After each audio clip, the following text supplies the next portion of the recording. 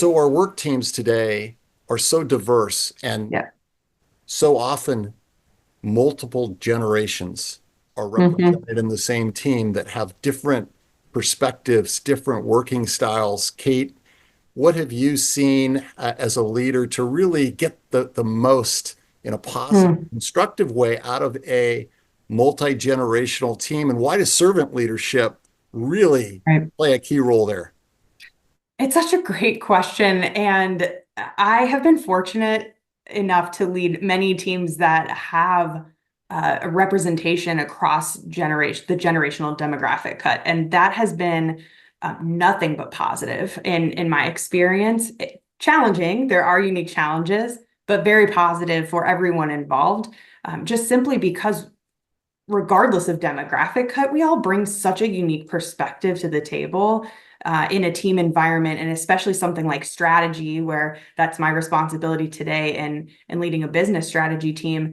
There is no one way. Strategy is about trade-offs and decisions and perspectives. And so that's been very cool to have such a wide variety of perspectives and experiences brought to the table. But I think what's really critical about servant leadership is kind of the underpinning of it being trust, and the underpinning of it being kind of a belonging, and this sense to be known, or this desire, rather, this desire to be known and understood and loved and feel a sense of belonging transcends a demographic, like a generation, right? It's human.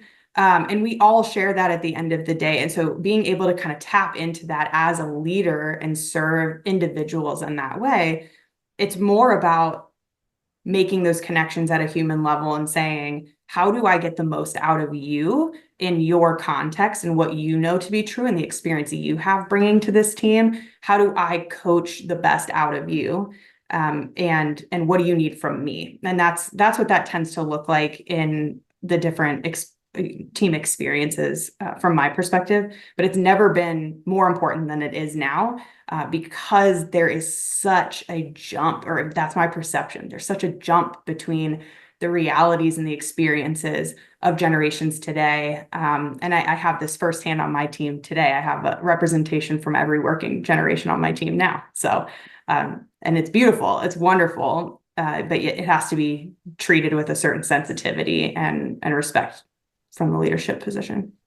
And there's some aspects of servant leadership like empowerment, Yeah, right? And really showing that genuine interest and engagement that whether you're a baby boomer or you're Gen X or you're Gen Z, it seems like that just transcends hmm, those profiles to where, humans that are really seeking their full potential, it just resonates, right? that's right. Across those different groups. So if you can bring that as a leader, you bring it every day, you're That's creating right. you're creating that excitement, that Yep. you're interested, you're there to remove barriers, and it just seems to bring those different multi-generational perspectives closer together.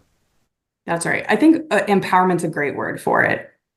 And the least that I can do is understand what it means to empower an individual and what motivates them. And what's really interesting about motivators is that changes over time, right? That I'm not motivated by the same thing I was a year ago, 2 years ago, certainly five. That changes over your career, with your lifestyle, with just access to different things in society. These things evolve and shift. And it's on us as leaders to understand and be familiar with how the landscape is changing. But even within the specific human context of those we lead, how are their motivations evolving? What does that mean for the style I need to take for them? And what are they aiming for as their next step in their career?